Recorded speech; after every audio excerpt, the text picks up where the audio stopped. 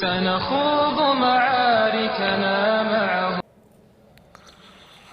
بسم الله الرحمن الرحيم. الحمد لله رب العالمين، والصلاة والسلام على رسول الله وعلى آله وصحبه ومن والاه. أما بعد، أيها الإخوة والأخوات، السلام عليكم ورحمة الله وبركاته. ومال أحد بشا مينا أي تلواتني أفر لوضع كوني لواتنك waxaan jeclahay ama aan jeclaystay inaan caddeeyo masaa'il dhowr ah ilaa 8 mas'alo oo ka dhalatay ciidii la kala ciiday sanadkan 2020 ama dhanka hijriga 1441 masaa'ishaas oo runtii su'aalahooda soo noqnoqdeen dadka qaarkoodna siyaabo kala gedisan ay uga hadleen ama siyaabo kala gedisan ay u fahmeen inaan caddeeyo ayaan ugu talagalay. طبعا masaa'ishani sanadkan kaliya ma aha, mar walba ay soo noqnoqdaan, horeyna way u dhacaan. tafaasiil siyaada inaan ka bixino faahfaahinno waqti dheer bay u baahan, laakiin si kooban baan jeclahay insha Allah taala inaan uga hadlo. marka hore intaanan gelin ka hor dhac ahaan waxaan dhihi lahaa masaa'isha diinta ku saabsan sharciga ku saabsan waxaa laga maarmaan ah ruuxa ka hadlayay in uu sharciyeeyo oo saleeyo oo ta'siiliyo oo uu u celiyo ama nusuustii ku soo aroortay hadday quraan tahay hadday sunno tahay u celiyo kutubtii fiqhiga iyo culimadii fiqhiga iyo culimadii sunnadu say uga hadleen. qaabkaasa masaa'isha diinta loo waajahaa noocay dooni ha noqdeen. dadku marka waa laba, dadna waa dad caamo ah oo muslimiin ah oo masaa'ishan aan baari karin oo ka salgaari karin, dadna waa dad culimo ah oo wax baari kara, ogaan kara, masaa'isha aqoonteedii meeshay ku taalo ka salgaari kara. ninka dambe oo ka salgaari kara waxaa laga maarmaanaa inuu masaa'isha baadho oo raadiyo oo maxaa ku soo arooray, culimadu say uga hadleen, maxay ku kala aragti badelan yihiin, maxay isku waafaqsan yihiin. bacda baxthi iyo baadhid kadib wixii u soo baxay inuu ka diin dhigto dadkana u sheego. dadka kale ee caamada ah ee masaa'isha aan ayagu baari karin oon awoodeeda lahayn, iyaga waxaa laga maarmaana masaa'isha diinta guud ahaanba in ay weydiiyaan cidda ay aqoontiisa iyo alla ka cabsigiisa ku kalsoon yihiin oo ahlu dhikri iyagu marka ay u arkaan fasalu ahla dhikri in kuntum la ta'lamuun. kadibna wixii uu u sheego inay ka diin dhigtaan. إنما شفاء العي السؤال مدو نبي صلى الله عليه وسلم روحا أن وحقرنينين داودي سوى سؤاشة كدبنا وحي لو جواب إنو قاتو مدام إساو أسن مسألة كسل قاري كرينين تاوامد وحقلد دد أن قارسي سنين إني مسألة الصليان إني سيدي علماء أوكال مسألة أغاهلان وأي بوسكي ددك أهل العلم أوكال إنتي فريستان فتاوي خلدان inay umada siiyaan waa qalad. sidaas daradeed intaas hordhac baan u leeyahay. inta kadib masaa'isha aan doonayna cadeeyo waxa weeye san horeba u sheegay masaa'il ka dhashay ciidan la kala ciiday muslimiintu ay kala ciideen. horeyn waa kala ciidi jireen oo taariikh ahaan way soo jirtay. masalada hore in doonayna cadeeyo marka waxa weeye bisha dhalashadeeda ama tan ramadaanka ha noqoto ama tashawaal ha noqoto ama midda xajka ee dilxijja ha noqoto, bisha dhalashadeedu maxaa lagu sugaa shariicada marka la yiraahdo iyo diinteenna? jawaabteedu waxa weeye 3 mid ka mid ah ay ku sugnaataa. masaladana waa mas'ala caan oo la yaqaan weeye. ta koobaad ee bisha ku sugnaato waxa weeye ama dariiqa koobaad ee bisha lagu sugo waa in si toos ah ruuxu u arko isagu. صوموا لرؤيته وافطروا لرؤيه النبي صلى الله عليه وسلم. aragtida bisha ku sooma, aragtida eedana ku afura. taasi waa dariiq adiga arkay xataa keliga haddaad aragto ood hubsato inaad ku soonto way dariiqa labaad bishii maalinkii la filayay galabtii la filayay waa la arki waayay 30 beri baa la dhammaystirayaa 30kii beri markii la dhammaystirana waa la afurayaa waa la ciidayaa hadday shawaal tahayna oo soon soo galayana waa la soomayaa iyadana xadiista nabiga ku caddahay sallallahu alayhi wasallam oo rasuulku wuxuu yiri bishii hadday idinka qarsoontood arki weydaan tirada 30 dhammaystira markaa haddii 30 la dhammaystiro ama bishii hal la arko ama yaan la arkin waa la afuri hadday bisha dhamaanaysa ay tahay shacbaanna waa la soomi bisha dhamaanaysa hadday soon tahayna waa la afuri maadaama 30 beri muxuu ahay bishii la xisaabiyay taana waa dariiqa labaad oo xadiista nabiga sallallahu alayhi wasallam baa ku cad waana mas'ale la isla ogolyahay inta badan culimada dariiqa saddexaad oo ay ku sugnaato waxa weeye inay dad arkay soo sheegaan dadka arkay baa laba mid ah marka dad fara badan oo meelo kala duwan jooga oo aan is arkin oo aan heshiin karin oo wax isku waafaqi karin oo meelo kala fog kala duwan jooga inay soo sheegaan tiradooduna badan tahay midda waxa la yiraahdaa waa tawaatur baa istifaada la yiraahdaa macnaheeduna waxa weeyaan waa yaqiin mar haday dadku aad u bataan meelo kala gedisanna ay ka soo sheegaan waa xaqiiqo yaqiin ah oo aan shaki gali karin isla taa waxa ku jira qodob kale isagana dadka arkay ma badna laakiin bishii ramadaan inay dhamaatay baa waxa sheegay laba ruux oo muslimiin oo caadiliin ah ayadana jamaahiir ahli cilmi siday qabaan laba ruux oo muslimiin ah oo lagu kalsoon yahay hadday sheegaan bishii shawaal inay arkeen ayadana waa lagu afurayaa aragtidoodana waxba lagu qaybsanayaa waxa la mid ah iyadana sidoo kale bisha shawaal markay bisha waxaan shacbaan dhamaadkeeda ramadaanna dhalanayo hal ruux oo muslim ah hadduu sheego ayadana cala saxiix xadiiska nabiga sida ku sugan culimo badanna ay qabaan ramadaan waa lagu soomayaa waa marka bisha la soomayo laakiin marka laga afurayo waxay u badan yihiin laba ruux iyo ka badan inay soo sheegaan almuhim soo sheegidda bisha haddii la soo sheego laba ruux iyo ka badan ay soo sheegaan ayadana waxa waa dariiqa saddexaad oo bishii waa lagu soomi waana lagu afuraya maxaa ku tusaya axaadiista nabiga ku caddahay salawaatu rabbi wasalaamu calayh waxaa ka mid ah xadiidkaas abu malik al-ashjaci xadiid uu warinayo wuxuu leeyahay xuseyn ibn xaathir ajadali ayaa ii warramay buu leeyahay amiirka makka ayaa khudbeeyey markaasaa wuxuu yidhi cahida ilayna rasuulullahi sallallahu alayhi wasallam an nansuka lirru'ya nebigu wuxuuna amro nagula ballamay inaanu ku cibaadaysanoon ku ciidno aragtida fain lam narahu haddaanan arkin oon arki weyna bishii washahida shaahidaa cadlin laba ruux oo muslimiin oo caadilaana cadaalad ku sifaysan oo aan lagu ogeyn wax xumaan ah laba ruux oo muslimiin oo caadiliinana ay sheegaan inay arkeen nasaknaa bishahaadatihima qiraalka iyagu qireen inay arkeen ayaanu markaa ku cibaadaysanaynaa oo ku afuraynaa oo bisha ku soomaynaa oo ku ciidaynaa waa laba ruux nabiga sidaana amray buu sallallahu alayhi wasallam oo nasiiyay dardaarankan nasiiyay sidoo kale waxaa jira xadiidka Abdullah ibn Umar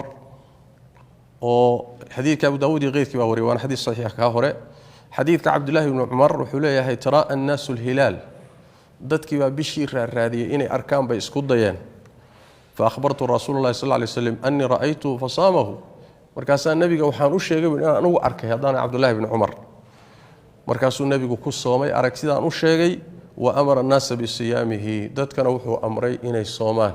iyadana Abu Daawud iyo qeyrkii baa wariyay waana xadiis saxiix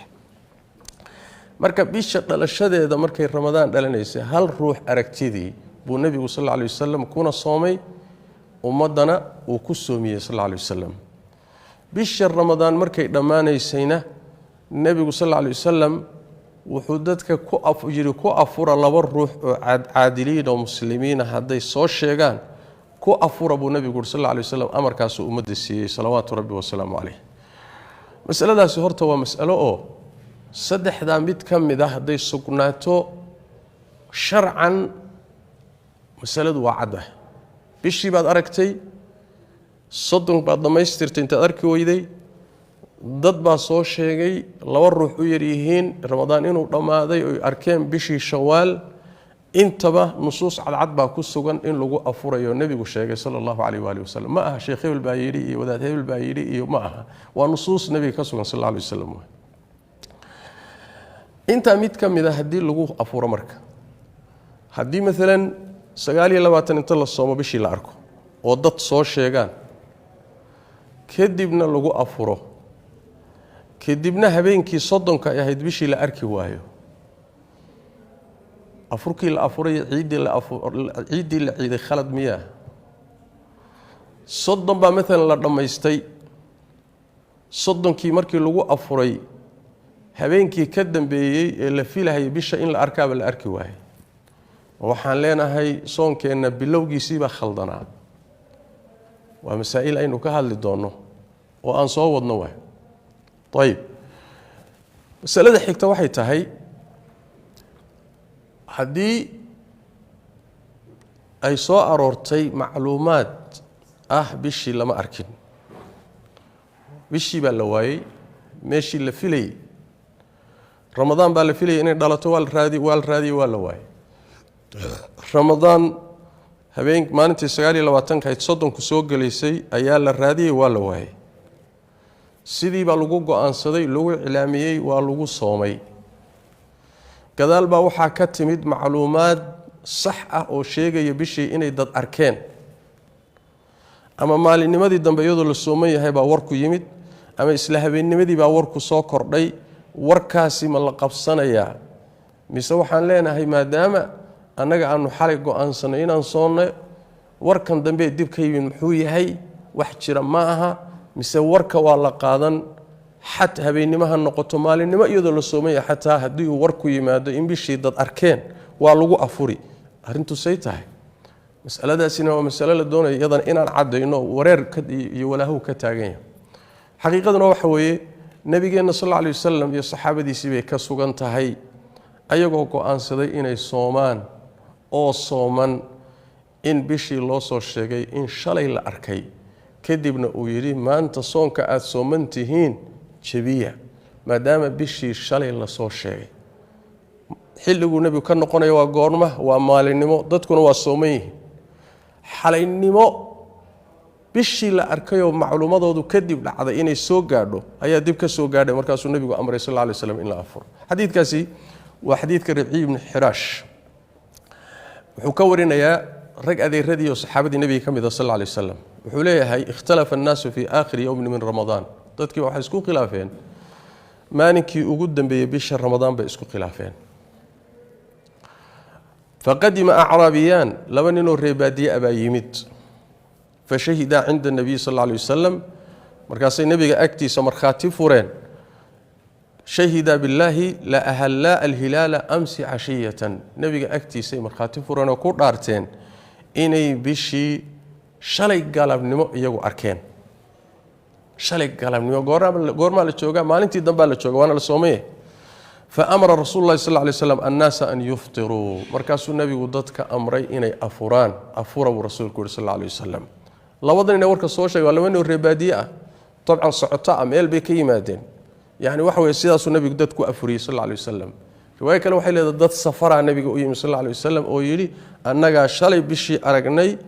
kadibna nabiga dadku wuxuu amray inay afuraan riwaaya kale waxay ku daraysaa in ay berri subax ay u soo kalahaan salaada ciida berri inay u soo kalahaan maantana afuraan laana maanta ay sooman yihiin maadaama ay dib ka soo aroortay macluumo aan la helay in bishii xalay la arkay maanta ay sooman yihiin nabigu wuxuu ka soo qaaday inay ciid tahay ciidna in la soomo waa xaraam bil ijmaac saas daraadeed buu nabigu maalinimadii afuriyay soonkii xalay la qaatay go'aankiisina nabigu waa ka noqday sallallahu alayhi wasallam laana macluumadii hore wax ku dhisay macluumadaas maqnayd macluumadii markii soo gaadhayna nabigu sallallahu alayhi wasallam waa qaatay dadkana wuxuu amray inay afuraan salawaatu rabbi wa salaamu alayhi isla sidaasoo kale waxay ka sugan tahay khulafadii nebiga sala allahu calayhi waaalihi wasalam muxuu ahaayey iyadana abu daawud iyo keyrkii baa xadiidkaa wariyay sidoo kale waxaa sugan sida abu waa'il shaqiiq ibnu salama uu warinayo wuxuu leeyahay meel la yidhaha khaaniqiin baan joognay fa ahlalnaa hilaala shawaal yacni nahaaran bishii shawaal baan aragnay buu yidhi maalinimo iyagoo maalinimo la joogay bishii arkeen fa minaa man saama wa minaa man aftar maadaama maalinimo bishii aan aragnay qaarna way iska soomaneen soonkoodii way iska wateen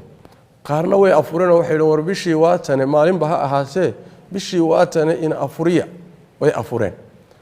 fa ataanaa kitaabu cumar marka yani qoraal iyo waraaq ka socoto cumar ibn khataab oo khaliifkii muslimiinta abaa noo yimid buu yidhi oo dhahaya ina alahillata bacduha akbaru min bacdin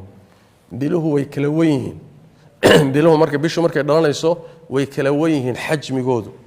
faidaa ra'aytum alhilaala nahaaran bishii haddaad maalinimo aragtaan qoraxdii oo dhicinba bishii aad aragtaan oo maalin ay tahay falaa tuftiruu ha afurina soonka ha jebinina ilaa an yashhada rajulaani annahumaa ahallahu amsi ilaa inay laba nin ka markhaati furaan inay shalay markay qoraxdu dhacaysay arkeen mooye oo markaa hadday dad yimaadaan dhahaya shalay markay qoraxdu dhacaysay annagaa aragnay bisha iyaguna markaa maalintaa ay sooman yihiin cumar wuxuu leeyahay maalinkaasi marka soonka jebiya oo labadaa ruuxee yimid ee bisha sheegay inay shalay arkeen soonkiina maanta aad soomantihiin u jebiya xadiiskaasina iyo aharkaasina waa ahar isaguna saxiixa cabdirasaaq fi lmusanaf imaam abi shayba sidoo kale musanafka muxuu ahay daraqutni bayhaqi ayma fara badan baa warinaya waana xadiid saxiixo bayhaqi iyo sidoo kaleeto muxuu ahay xaafid ibn xajar iyo imaam nawowi iyo waxay leeyihiin waa isaguna ahar saxiixa ayib su-aashu waxay tahay marka meesha waxaynu fahanay warkan dhahaya ummaddii soon bay ku talagashay oo soon bay go'aansatay oo soon baa loo iclaamiyey kadib warkan dib ka yimid maxaad ummadda ugu lugoynaysaan warkaasi wuxuu khilaafsan yahay hadyigii nebiga sala allahu calayh waalihi wasalam iyo hadyigii saxaabadiisa iyo dhaqankii salafku khilaafsan yahay maxaa yeelay bishu macluumadeedu way soo daahi kartaa dad meel ka yimid baa maalinka dambe iyadoo la sooman yahay sheegi karaa habeenkii xilli dambey soo dhici kartaa wakhti horaa la ogaan karaa u fiirsada wakhtigii nebiga sal ly slam macluumadu waxay imaanaysaa in bishii xalay la arkay maalintii dambe iyagoo soomaba u imaanaysaa oy qaadanayaan nebigii saxaabadii sal ly wasalam sidaas daraaddeed ma aha dadku inay hawaraac noqdaanoo sidani ma dhici kartay sidan way dhici kartaayo meehee waxani waxyaalo horay u dhaca weeye shareecaduna ay daaweysay oy meel saartay waa qodobkaasina waa masalada xigta ee saddexaad oo macnaheedu uu yahay xilli walba xataa aahaarta qaarkood waxaa ku soo arooray qoraxdu xataa sii dhici karto galabnimadii la joogo hadday dad yimaadaan inay shalay bishii arkeen sheegaya oo lagu kalsoonaado casarkaa kadib soonka waa la jebinaya sababtu waxa weye maalinkaa la soomaya waa ciid macnaha ciidna lama soomi karayo sidaas wey macnaha masalada afraadi waxa weeye oo aan doonaya inaan taabto kaba soo qaad 30 beri baynu dhammaynay ramadaan 30 baynu dhammaynay waa afuray ama dad baa caddeeyey inay arkeen oo aan ku afuray kadib habeenkii xigay baan bishiiba arki weynay maxaan samaynaynaa ma waxaan leenahay soonkeenii horaa khaldanaa meeshii bilowgeennii horaa khaldanaa ma waxaan leenahay dadkii aragtida soo sheegay baa ismoodsiiyey ama been sheegay mise habeenka dambe ee bisha la arki waayey la danayn maayo maadaama 30 la soomay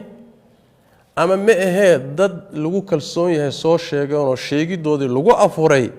habeenkii dambaa bishii la arki waayey wax ka soo qaad ma yeelanaysa miyaa mise waxbaa laga soo qaadayaa waa masalada xigta waay masaladaas culimadeenu waa ka hadleen gaar ahaan waxaa ka hadlay alimaamu shaafici caleyh raxmatullah wuxuu kaga hadlay kitaabkiisa umka ah asxaabtiisuna sidaasay ku qaateen oy masalada kutubtooda kaga wada hadleen oo ku bisleeyeen رحمهم الله جميعا. مسألة كتب تفقه الشافعي قردن بعد كهلي كرتان وحيليهن وإمام الشافعي وليبا أمك كعدين يا هدي بشي رمضان إذا قبلنا في هلال رمضان عدلا وصمنا على قوله 30 يوما فلم نرى الهلال بعد 30 فهل نفطر فيه؟ هدي رمضان كمركو بالله بني هل روح صور شيء وركيس أين كسوني warkiisii inagoo ku soconnana soddonkii bisha ramadaan aynu dhammayno soddonkii markaan dhammaynayna habeenkii ka dambeeyey bishiiba arki weyno miyaynu afuraynaa mise afuri mayno soddon markaan dhammaynay habeenkii soddonaad ayaan bishii arki weynay dheh habeenkii soddonaad ayaan bishii arki weynay ma afuraynaayo ma ciidaynaa mise ma ciidayno alimaamu shaafici caleyh raxmatullah nas umkiisa wuxuu leeyahay waa la afuri waxaan kala qaad lahayn habeenka macnaha waxa weeye soddonka aynu soonnay oo soddonka intaynu dhammaynay bishii ay dhammaan tahay bishii in la arkana la sugayay la arki waayey soddonna la soomay kala qaad ma laha ama samadu iyo hawadu ha furnaato oo daruur iyo boor yuusan ku gudbanaanin ama ha ku gudbanaado kala qaad ma leh إمام الشافعي أصحابتي سمرك وحيليه ومد أوليه إمام نووي أصحها عند المصنف وجماهير الأصحاب وهو نصه في الأمواه يعني وحوي أصحاب المذهب انتو ضبطا إيو جمهور الأصحاب كانوا لي بإمامك وكعدي وحوليه هي والغو أفري حلقو أفريا وحلقو أفريا أركتدي هلك الروح وشيغي بش اللغو صومي رمضان صدنا اللغو بوحيي habeenkii soddonku buuxsamayna la arki waayo bishii ma waxaan leenahay been buu noo sheegay soddon haday buuxsantay bisha waa la arki lahaa wuu khaldamay mise waxaan leenahay ma ahee aragti ruux muslim ah oo la qaad shariicadu ina amartay baynu wax ku salaynay soddonna waynu ku buuxinay bishii hadaynu arki weyno yeelkadeeda waynu ku afuraynaa waynu ku ciidaynaa imaam shaafici sidaas uu leeyahay madhabkiisana sidaas raajix ah أصحابتي سنة سيداسي أبديهن وأنا ميتك أوليه الإمام النووي عليه رحمة الله مذهب كشافعي وهذا هو المذهب سيدا مذهب كسيداسوي مركا مسألة دي علماء دي بهوري وجهدش حدي مركا بالله عليكم هل روحه مسلم أو لغو صومي أو كدي من الصدر مركا بحسن بيش لا أركي واي حدي للتهمي واي أو لديه واي بينبو الشاكي أما لديه واي وو خلطمي ama la dhihi waay wuuna lugooyey ka waran hadday dad badan oo muslimiina arkeen ka waran hadday intaasoo dal oo muslimiina arkeen ka waran haddii intaasoo khalaa'iq ah ay soo sheegeen see loo dhihi karayaa way ismoodsiiyeen been bay sheegeen dadka waa lugooyeen say ku imaan kartaa hal ruuxna culimmadu waxay leeyihiin oo bisha ramadaan bilowgeedii lagu soomay soddonna lagu buuxiyey soddonka lagu buuxiyey aragtidiisa iyo markhaati furkiisa waa lagu ciidayaa xataa bisha yaan la arkin sidaa marka la yidhaahdo macnaheedu waxa weeye sidaa marka loo afuro ama aragti la soo sheegay ha lagu afuro ama soddon buuxo soddonkoo la buuxiyey ha lagu afuro hadday dhacdo markaa kadib bishii habeenkii dambe in la arki waayo maxaa la samaynayaa waxaan rabaa inaan idhaahdo shareecadu inooma dirin marba haddii qaabkii ku afura aynu nidhi aan ku afuray qaabkay ina tiri ku afura haddaan ku afuray waynu aragnay soddonkaan dhammaynay dad lagu kalsoon yahay oo tiro abaa soo sheegaynu ku afurnay intaa wixii ka dambeeya ma bil weyn baa la arki doonaa habeenka dambe ma meelaha laga arki doonaa ma la arki maayo laynooma dirin ninkii cilmigeeda hayana ha keeno nalooma dirin annaga wax way daahirka shareecaduna amartay ee xadiista nebiga ku sugan taa iyadaa waay aragtidaynu ku afurnay ma ku kalsoonahay haa طيب soddonkii ma buuxinay oo si fiican oo lahubana ma ku soo bilownay ama aragti sax ama markhaati sax ama soddon oo shacbaan oo dhamaynay ma ku soo bilownay soddonkiina ma dhamaynay haa wixii ka dambeeya xataa bisha in la raadiyo xul looga ma baahna inaad buur fuushay inaad raaraadisay meel heblo waa laga arki waayay dalka intiis badnaa lagama arkin iyo waxa si ay idin dirsaday ii sheega yaa diray xagee ku taala yaa yiri raadiye habeenadaas dambe bishii hadayba muxuunahay dadku ummadii ciiday oo qaab sharciya oo shariicadu inoo dirtay lagu ciido lagu afuray yaa yiri gadaal ka raadiyo hadaad arki weydaan soonkiini waxba kama jiraan ciidiini afurkiini waxba kama jiraan ka soo qaada yaa yiri xagee ku taala nabiga may ka sugan tahay saxaabadiisii may ka sugan tahay xagee ku taala arin runtii yani ummadda in lagu wareeriyo sax ma aha wax aan la hubin waxaan salaysnayn oon cilmiyeysnayn ummadda in lagu wareeriyo ma aha culimada nusuustoodii wata nabigana sallallahu alayhi wasallam ahadiistiisii wata marka hore in la iska hubiyo weeye dadka soo sheegaya ma lagu kalsoon yahay in la xaqiijiyo hadii la xaqiijiyo oo sida lagu soomo lagu afuro marka kadib bishii la arki waa iyo way yartahay iyo weyntahay iyo laba habeen bay u dhigantaa iyo hal habeen bay u dhigantaa adeer rayaalo khayr Allah idin siiyo waxaas la isuma dirin ninkii leh waa la isu diray oo waa laga maarmaana hada cadaynteeda ha keeno khayr Allah idin siiyo waxa laga hadlayo waa masaa'il diiniya oo ta'siil iyo sharci iyo u baahan fiqhiga iyo aqwaashi ahli cilmiga u baahan bal culimada muslimiinta qaar kamida sida al-Imam al-Bayumi oo Shaafiiciyada culimadooda kamida wuxuu sheegayaa dad lagu kalsooyo muslimiinta ayaa sanadihii yani waqtiyadii tii qaar kamida waxay marxaati fureen inay bishii arkeen ayadoo oo xisaabta falakigi ay leedahay lama arki karo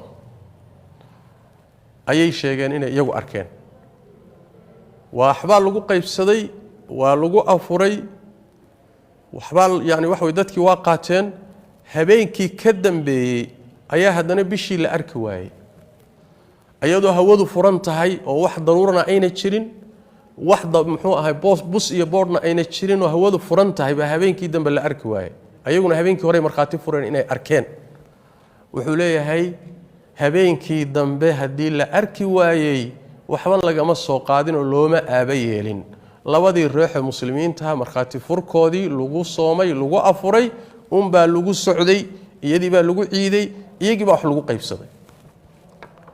marka wax waatan hadda taagan oo kale dadku ay isku wareerinayaan oo kale wuxuu ka hadlayo mas'aladaasi ayaduna mas'alo kale waay mas'alada shanaad in doonayo inaan baraarujiyo waxay tahay hadii dadku waxyaalaha caadaysteen iyo meelaha shariicadu wax ku xidhay iskhilaafaan kee la qaadanaya مثلا caadada waxa kamida sida caadiga ah curfiga ah mujarrabka ah hadii bishu ay soddon ku dhamaato habeenka ka dambeeyay in bishii la arko bay caadaysteen oo waliba ay weynto korayso way arki waayeen caadadii aqoon jireen baa suuroobi weyday waa qodob dhanka kale soddon baa dhamaatay oo shariicadu tiri ku afura dad muslimiina marxaati furay oo shariicadu tiri ku afura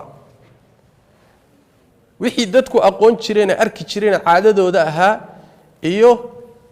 soddon buuxadii oo lagu afuray ama dadkii muslimiinta marxaati furkoodii lagu afuray baa isku dhacay keen qaadanayna waay markaas oo kale la shaka waxa la qaadanayaa shariicadu meesha wax ku xidhay manaadka shariicadu wax ku xidhay waxa weeyaan aragti ku afura marxaati cad oo ku kalsoontiin ku afura bisha soddonkeeda ku afura halkaas ay shariicadu wax ku xidhay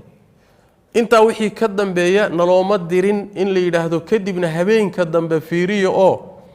bisha qiyaas oo haday markaa noqon weydo sidii aad ku afurteen ka noqda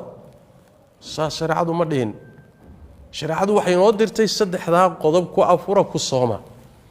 inta wixii ka soo haray waa caadad dadku ay caadaysteen sidana aan aqoon jirnay sidana aan arki jirnay bil soddona in inta la egto la wada arko bil muxuu ahay soddon haday dhaafto iska badaa in caalamka laga wada arko waxaasan arki jirnay waxaad arki jirtay iyo nusuustu meesha wax dhigtay way kala duwan tahay aragaaga iyo waxaan u soo joogi jiray iyo waxaan maqli jirnay meel dhigo maxaa la yiri culimadu tiri maxay shariicadu tiri maxay nusuustu tiri waxaynu ka hadlayna diin waaye caada ma aha dhaqan ma aha hidam ma aha waan soo arki jiray ma aha waxaan ka hadlayna waxa weeye waa mas'ala diiniya waa mas'alada diiniga markaan ka hadlayno walaalayaal khayr Allah idin siiyo saan ku hormariyayba waa in loo noqdo maxay shariicadu tiri marka in la shaki geliyo muslimiin aragti ku afuray ama markhaati ku afuray ama soddon buuxiyey in la shaki geliyo laga shaki geliyo afurkoodii iyo ciidoodii calashaani habeenkii dambe bishii maanaan arkin ama habeenkii dambe way yarayd ama laba uma muuqanin warkaasi war saxsan maaha warkaasi war saxsan maaha war shariicada waafaqsanna maaha ninkii haya oo wax sharciga u hayowna qaab cilmi ah oo naqli ah oo nusuus leh oo aqwaasha ahli cilmiga leh intaad uga hadasho cilmiye mas'alada haddii kaleeto waxaan leeyahay walaalayaal dadka caamada muslimiintoona ha wareerina wadaadada aan mas'aladu u bislaanowna khayr Allah idin siiyo dadka ha wareerinina oo mas'aladan tadaata oo mas'ala cad oo nusuus iyo aqwaasha ahli cilmiga leh oo fardiyeen oo ka hadleen saas haday dhacdo kulli ay faahfaahiyeen meelaheedaad ugu tageysaan saas daraadeed caadaadka dadku ay caadaysteen iyo hadday iskhilaafaan yani wax weeyaan wixii shariicadu ay wax ku xidhay kii shariicadu wax ku xidhay baa la qaadanayaa saas daraadeed ba muxuu ahay culimada shaafiiciyadu nin kamida Abu Bakr ibn Haddad la yiraahdo oo mas'aladaasi muxuu ahay madhabka ku khilaafay ayuu imaam al-Haramayn Ali rahmatullah ka hadlay markaas wuxuu yiri ra'yigiisa markuu ka hadlay wuxuu yiri hada muzayyaf ghayru ma'dud min al-madhhab waa wax jira ma aha buu ra'yiga isaga ra'yi muxuu ahay bishii in la arkay ahayd dil arki waayay aragtidii hore in lagu noqdo oo la shaki galiyo warkaasi war jira mulay imaam al-Haramayn saxna way madhabka Shaafici sidaas waa sidaan horeyba imaamka uga soo naqlinay imaam Shaafici Ali rahmatullah mas'alada lixaadin doonayo inaan ka hadlo waxay tahay sidaas markaan yani wax weey intaan ka bixin qodobkaasi waxa weeye dadkii sabtida afuray sabtidana ciiday maxay ku ciideen maxay ku afureen waxay ku afureen oo ay ku ciideen aragti mustafiid ah mutawaatir waxa la yiraahdaa tiro badan oo xad lahayn oo muslimiina soo sheegay inay arkeen meel ma wada joogaan been iskuma raaci karaan ismoodsiis iskuma raaci karaan suurtagalna ma mustaxiil waay ilaa galbeedka Afrika Mauritania iyo muxuu ahay Mali iyo muxuu ahay ilaa Niger ilaa muxuu ahay iyo bariga Afrika oo dawlado kala duwan ah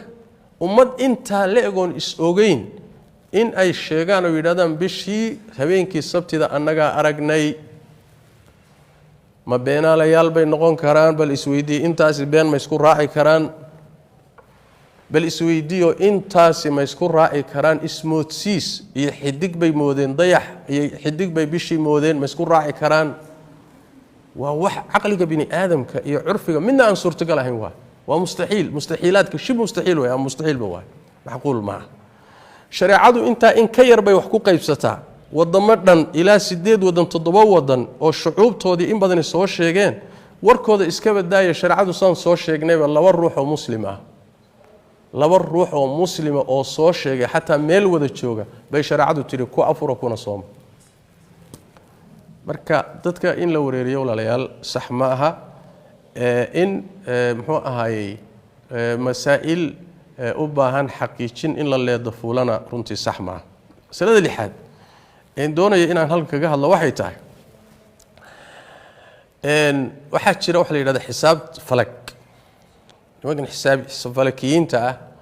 oo manaasisha qamarka iyo muxuu dayaxa iyo qoraxda iyo say isula socdaan iyo say u kala dambeeyaan iyo xisaabtan falakiga la yiraahdo oo hadda maraakiis fara badan laho yeelatay muxuu ahaayay qalab teknolojiya fara badan yeelatay oo laakiin cilmi horeeyay ah haddii xisaabta falakiga ay tiraahdo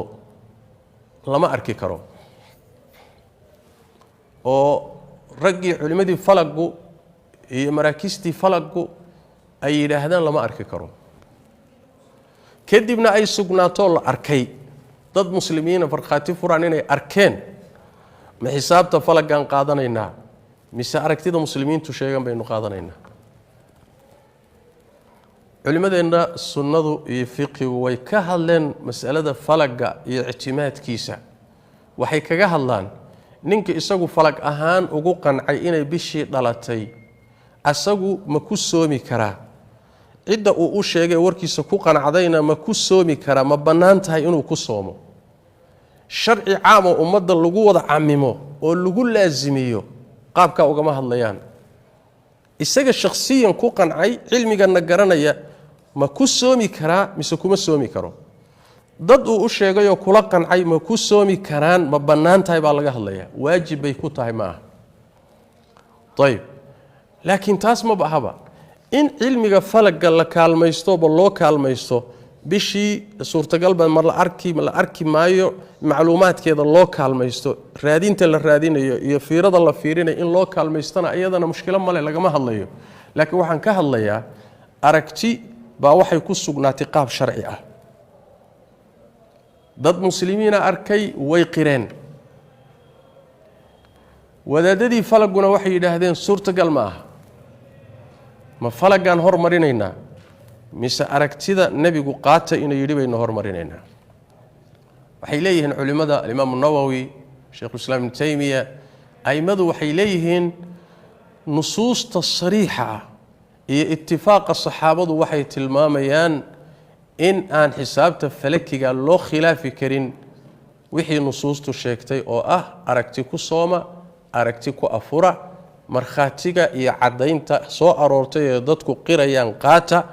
taasa la qaadanaya culumta falagana looma khilaafi karo arintaasina runtii waa saabiqa khatar awaay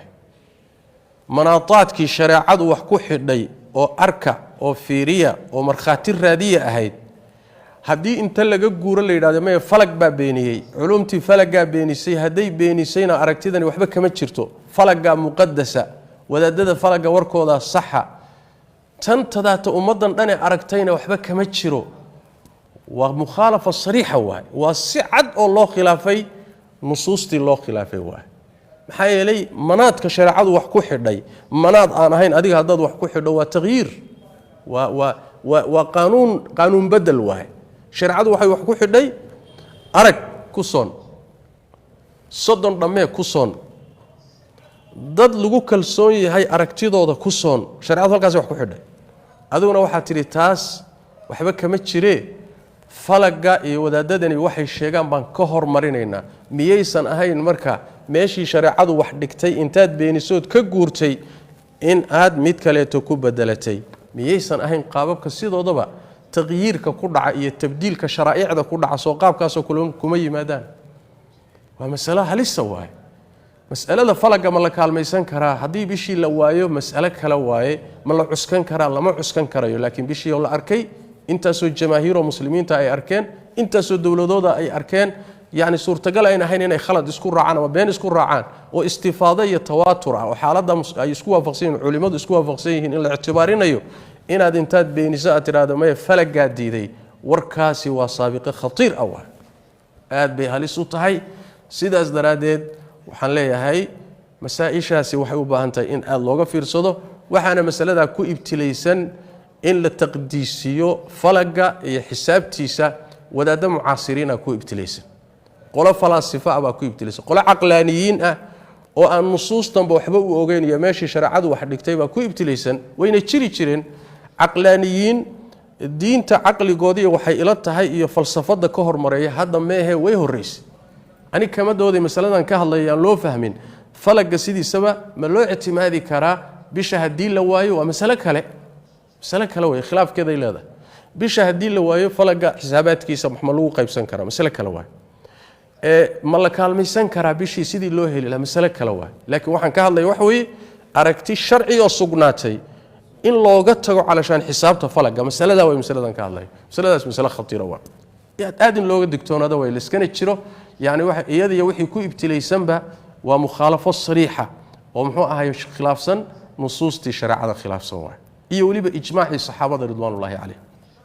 qodobka kale wax weeye oo islaamiyashaas falakiyiinta laftooda waana mas'ala muhiim falakiyiinta iskuma raacaan inta badan xisaabta falakiga iyo muctayaadka falaga iyo waxyaalaha ay soo saarayaan iskuma raacaan mid baa wax sheega markas kaliya center kala beeniya mid caalim falakiya war sheega ku kala yiraahdo waxba kama jiro waa mid labaad waxaan u soo joognay marar far badan intay yiraahdaan falakiyiintu isku raacaan meel hebla bisha lagama arki karayo intaasoo khalaa'iqul muslimiina inay sugaan oo arkaan dawladuhuna qaataan oo ku soomaan iyadoo falakiyiintii leeyihiin lama arki karayo marka falagan la taqdiisinayo leeyahay xisaabtiisu waa muqaddas ma khaldanto waa ijtihaad bashariya way khaldamayaan waa ismoodsiinayaan waa ijtihaadayaan daqiiq kasto yihiin si kastay u dadaalaan marar badan waxa cadaanaysa xisaabaadkoodu inay khaldan yihiin waxa sidaas oo kale marka in marka nusuusta iyo manaataadkeeda iyo meesha wax ku xidhay looga tago arintaasi waa arin aad iyo aad iyadana saabiqa khatarteeda la waay mas'aladaas todobaadan doon inaan ka hadlo waxa weeye mas'alada ku saabsan iskhilaafka muslimiinta inay ciida iyo afurka iyo soonka iyo isku khilaafaan waa mas'alo xajmigeedii iyo qadarkii qiyaastay lahayd laga badbadinayo waa la bumbuuninaya asalku waxa weeye muslimiintu inay isla soomaan isla afuraan isla ciidaan la midoobo mid la ahaado asal saasa fiicnay laakiin haday suroobi weydo mas'alada in dabeecadeeda la siiyo xajmigeeda aan laga badbadinin la bumbuuninin waa lagu kala aragti duwanaan karaa waa la isku khilaafi karaa soonka bilowgiisa lagu kala duwanaan karaa ciida lagu kala duwanaan karaa maalin iyo laba bari baa la kala dambeyn karaa ijtihaadaad waay sidaasayna u jirtay waqtigii saxaabada ridwaanullaahi calayhim sidaasayna ku wada socdeen xadiidkii fi saxiix muslim reer shaam iyo reer madiina kala soomay xilligii saxaabada cabdullaahi ibn cabbaas muxuu ahay xadiiskiisa uu ka hadlayo abu kurayb xadiiskiisa طيب waxaa kaloo sugan sidoo kale atarkii hadda aan soo sheegayna saxiixa Umar ibn Khattab radiyallahu ta'ala anhu wa ardaa wuxuu leeyahay Abu Wa'il Shaqiq ibn Salama ka taabici weey wuxuu leeyahay waxa noo yimid qoraal uu soo qoray Umar ibn Khattab radiyallahu anhu anagoo joogna meesha la khaniqiin bishii Ramadaan ayaa markaasi dhamaada marka qaar anaga naga midana way sooman yihiin qaarna waan furan yihiin buu فلم يعب الصائم على المفطر ولا المفطر على الصائم dadka wada joogay muslimiinta ee saxaabadu u badan yihiin ee qaarna afuran yihiin qaarna sooman yihiin ijtihaadkoodu iskhilaafsan yahay wuxuu leeyahay qolada kale ma ceebaynin qolada kale ma eedaynin qolada kale wax kama sheegin qolada kale muxuu ahaayay ma xukumin Soomaaliyeed qolada yaani afurana ijtihaad bay ku afureen qolada soomana ijtihaadkooda ku afureen oo sidana la xoog badnaatay markaas kitaabkii Umar noo yimid qoraalkii iyo waraaqdii Umar soo diray baa noo timid oo dhahaysa biluhu way kala weeyeen ee bisha hadaad maalinimo aragtaan ha afurina ilaa ay laba ruux soo sheegaan inay shalay arkeen oo ay shalay bishii dhalatay ilaa ay aragtaan soomanaada ku marka saxaabadii nabiga sallallahu alayhi wasallam iyo salafkii ay hal meel wada jooga ayaa aragtidoodu ku kala duwanaatay qaarna afureen qaarna soomayeen طيب maadaama sidaas oo kale ay tahay mas'alo noocaas dabiiciyan ay tahay mas'alada xajmigeeda loo daayo muslimiinta cidii isla jaan qaadi karta oo isla afuri karto isla soomi kartana khayr iyo baraka way hadii ijtihaadaadku iskhilaafaan oo lagu kala aragti duwanaadana arag kala duwanaantaasi way soo jiri jirtay iyadana sideeda muslimiinta loo nabadgeliyo la isnabadgeliyo yaan la isku xad gudbin yaan muxuu ahay la isbaadiyeenin yani waxa ijtihaadaad soo jirjay illa xilligii saxaabada soo jireen oo sida arintu ahay maanta oo kale midna hadaad fiirisaan oo macnaha wax way sanadkan hadda aan ka hadlayo 2020 marka la fiiriyo saddex bari baa la kala soomaya maalintii sabtida ahayd wax oo bisho ay ahayd May ay 29 ka ahayd waxa soomay 7 dawladood oo Afrikaan ah dawlado marka la yiraahdo Soomaaliya kamid tahay Ethiopia kamid tahay Mali kamid tahay Senegal kamid tahay Mauritania kamid tahay Ivory Coast kamid tahay Niger kamid tahay ila 7 dawladood oo Afrika ah soomay yaa wax dhila ayaa afuray oo ciiday sabtidii aragtiyadooda kala gedisan bay ku ciideen طيب qolada labaadi waxa weeye waxa qolada raacsan yani dad muslimiina oo laga tira badan yahay oo wadamadaas gaalada ku nool qaar ka mid ah raacay oo iyagana la ciiday oo anaga ka midnahay qolada labaad waxa weeye waa dadka maanta ciidaya oo axad ah oo caalamul islaami sidoo u badan yahay ah maanta axad ay ciidayaan soddonkiiba shalay dhameystireen maanta axadana way ciidayaan qolada saddexaad waaba muslimiintu meeshay ugu badan yihiinoo muslimiinta Hindiya iyo Bangladesh waxay ciidayaan isniinta maanta axada waa soomayeen طيب kii maanta axadda soomay hadduu yiraahdo qolada isniinta yani ciidaysaay kii axadda ciiday hadduu yiraahdo qolada isniinta ciidaysaay waa qaldan waa khariban kii sabtida ciiday hadduu yiraahdo qolada maanta axadda ciidaysaay waa khariban ka maanta axadda ciiday hadduu yiraahdo qoladii sabtida waa khariban ha qaleeyeen war sidaa waxuma yeelaan masaladuna dabeecadeedu sidaa ma aha masaladu soo jiri jirtay muslimiintana qolo walba ijtihaadkooda loo deyn jiray sidoodaasayna walaalo ku ahaayeen nabad lagu wada ahaa culimadoodu saaxiibo ku ahaayeen masaa'isha labadii isla niqaashayso oo iska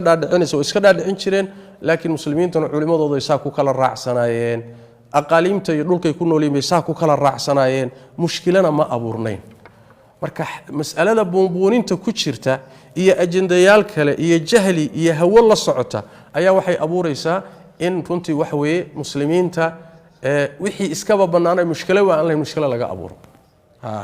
yani wax weeye masaa'il noocaas oo kale jirtay oo fuqahadeena iyo madaahibtii aad u isugu khilaafsanaayeen oo iyagoo isku khilaafsan hadana walaalo ku ahaayeen sidaas oo kale la doonaya annagana inaan ula dhaqano wixii sidaas oo kale iyagu ay ahaayeen annaguna sidoodii baan ku soconaynaa ma khilaafayno mana khilaafi karnaba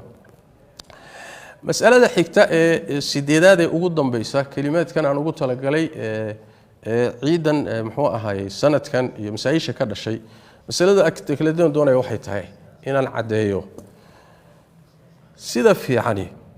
waxay u tahay dadka muslimiinta caalamka maanta ku nool saddex qaybood inaan kala qaadno qaybi waxa weeye waa qoliyaha ku hoos nool dawlado bisha raadinaya oo ku dadaalaya kadibna iclaaminaya oo ogeysiiskeeda bixinaya dadka dawladaha noocaas ku hoos nool waxa sax ah oo fiican dawladahooda ay ku hoos nool yihiin bisha raadinaya iclaaminaya inay raacaan iyaga la soomaan dawladaha iclaamkooda ku ciidaan muslimiinta la raacaan aynan garab marin hay'ilay mas'aladu haday khilaafiyad tahay muslimiinta dadka u taliyana ay khilaafkii mid kamid rajaxaan khilaafkaas meesha waa ka baxaya waa in markaas la raaco masaa'isha khilaafiga dabeecadooda sidaa waa hadii culimadu ay masalada ku muransan yihiin laakiin sultada iyo awoodda dawladdu soo gasho oo khilaafkii mid kamid ay labadii ra'yi mid kamid qaadato ra'yigii kale nadari in la doodo oo culimadu ka wada hadlaan mooyeen laakiin amaliyan meesha waa ka baxaya waxa la qaadanaya ra'yiga marka dawladdu ay rajaxday go'aankeeda marka la qaadanaya muslimiinta marka dawladaha ku hoos nool dawladaha waxa ku qaybsadeen ama soo hormareen ama hadib dhaxeen culimada qabta qaarna waxay qabaan culimada ikhtilaaf al-madaalic oo aragtida bisha iyo wala kala adduunku waa kala fog yahay oo qolo walba aragtidooda ay leeyihiin qolana waxay leeyihiin ma aha isku aragti caalamku ha noqdo xataa qolada dambe qabta hal aragti ha lagu wada soomo waxay leeyihiin wadciga maanta muslimiintu ay ku jiraan oo dawlad iyo duwaylaad iyo inay u qaybsameen ah qolo walba dawladay hoos joogan ha raaceen iclaamkeeda muslimiintana bal hal ilaaliyo midnimada yarta ah tii weyneed hadii la waayay halkaas ay ka duulayaan culimada xataa qabta aragtida caamka ah lagu wada soomaa lagu afuro taas waa qodob waay qolada labaad wax weeye oo muslimiinta kamida waa muslimiin laga tira badan yahay waxay ku hoos nool yihiin wadamo gaala ah oo aan bisha danaynaynin raadinteeda iyo gelitaankeeda iyo bixitaankeedii aan shaqo ku lahayn waa wax wadan la yiraahdo dadka aqaliyaadka la yiraahdo waay maxay sameynayaan dadka noocaasi dadkaasina waxay sameynayaan haday leeyihiin hay'ado iyo maraakiis u xil saaran bisha raadinteeda iyo ka go'aan gaadhideeda ayaguna waxay raacayaan say culimadu leeyihiin hay'aadkooda iyo muxuu ahaayay maraakistooda iyo culimadoodaasi la joogta meesha lagaga tira badan yahay dalka gaalada ku hoos nool yihiin ay raacsan yihiin diin ahaan ayagaas iyaguna ku xidhmayaan xilligii ay iclaamiyaan ama hadib dhaceen ama ha soo hormareen ama dawladaha kamid ah ku xidhmeen ama aragti madax banaan iyagu ha raadiyeen iyaguna ha israacaan waxaa timid qolyahaasi ku hoos nool wadamada laga tira badan yahay muslimiinta bishana aan daneyneynin haddayna wada soconin oo kala socdaan oo kala soomaan maxaan sameeynaa marka waxaan leenahay muslimiinta dalalka ku nool hadiiba la israaci waayay oo sidii fiicneyd la waayay cid waliba cidii ay isleedahay culimadii ay isleedahay maraakiistii ay isleedahay hay'adihii ay isleedahay dadaalkooda iyo alla ka cabsigooda iyo cilmigooda ay ku kalsoon tahay ayay dadweynuhu raacayaan markaas waxa weeye waa muqallidka muxuu ahaayay intii ku waajibaysay waay fas'al weydii marka cidii aad isleedahay kana dadaal roon diinahan ku kalsoon tahay aad isleedahay muxuu ahaayay waa kula saxsan kaasaad markaasi aad raacaysaa oo la soomaysaa oo aad la ciidaysaa waa hadii يعني dadka aqaliyaadka ee wadamadaas ku nool israaci waayaan haday israacaana yaan la jabinin oo la khilaafino yani waxa weeye hay'aadkaasi ay ku midaysan yihiin hal la wada raaco طيب taana waa qodob kale waay annaga markan ka hadlo Kenya ahaan waxaan aad u tamaninay muddo dheerna ka shaqeynay in la helo hay'ad maadaama muslimiinta Kenya laga tira badan yahay dal aan daneyneynin bisha aan raadineynin aan ku hoos noolay dawlad ahaan marka la yiraahdo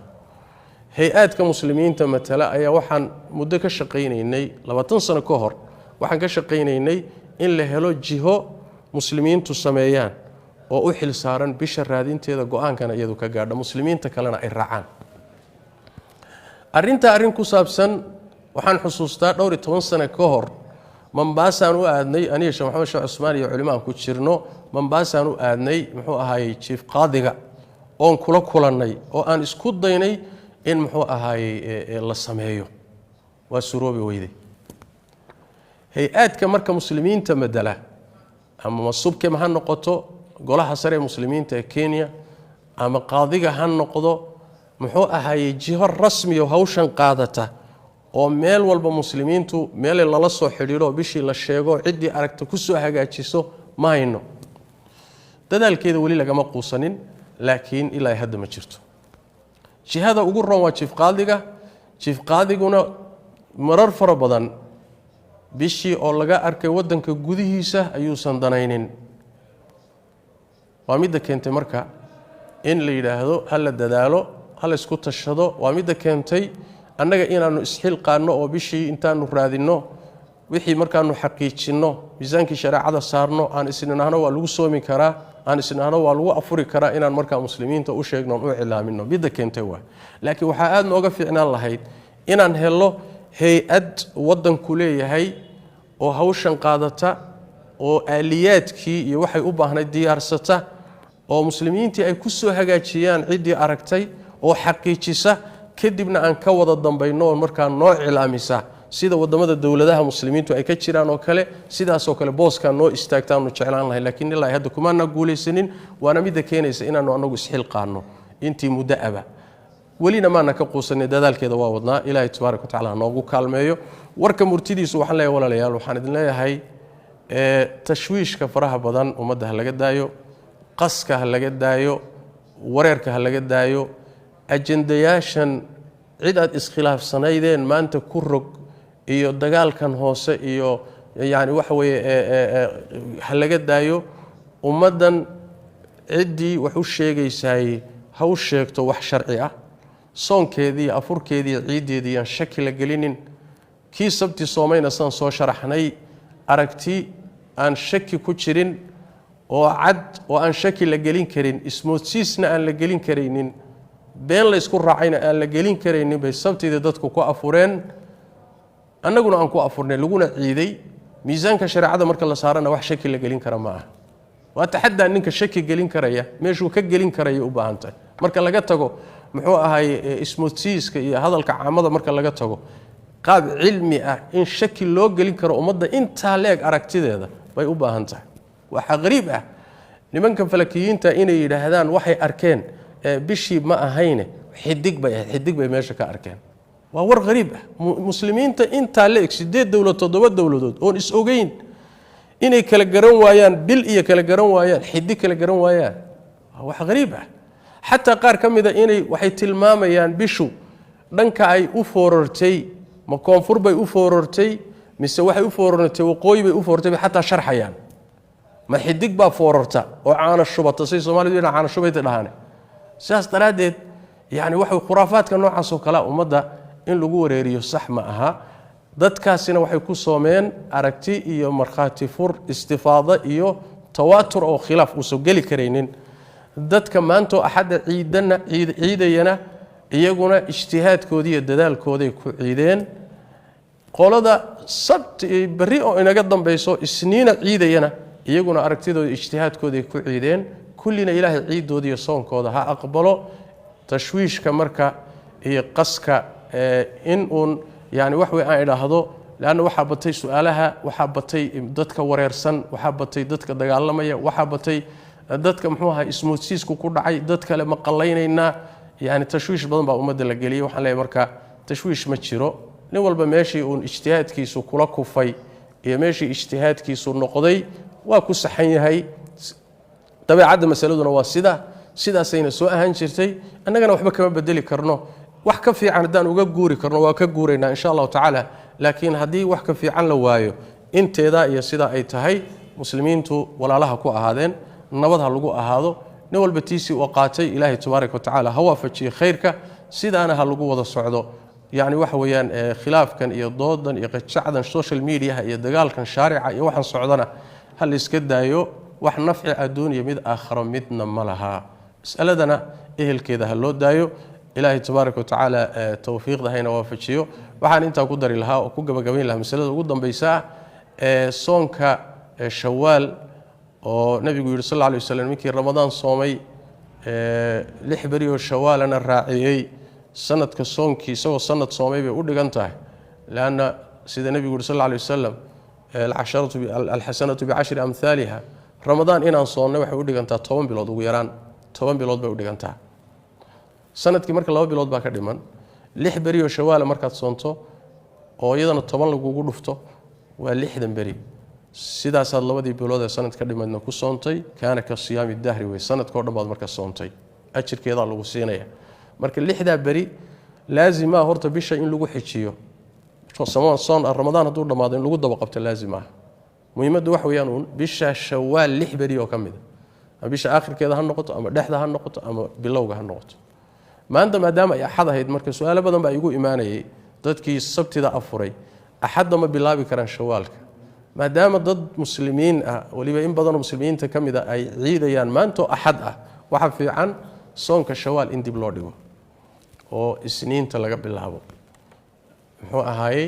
ama hadiiba talaada laga sii bilaabana ka sii fiican maadaama isniinta bay muslimiinta qaar kamida ciidayaan marka masaladaasina iyaduna sidaas weeye ilaahay tawfiiqdayna waafajiyo jazaakumullahu khayran saayishaasan rabay xogaa inaan dul istaago cadeeyo walaahow far badan ka dhashay iyo buuq far badan labadan bari su'aalo badan ay ka yimaadeen ilaahay tabaaraka taala amaashina aqbalo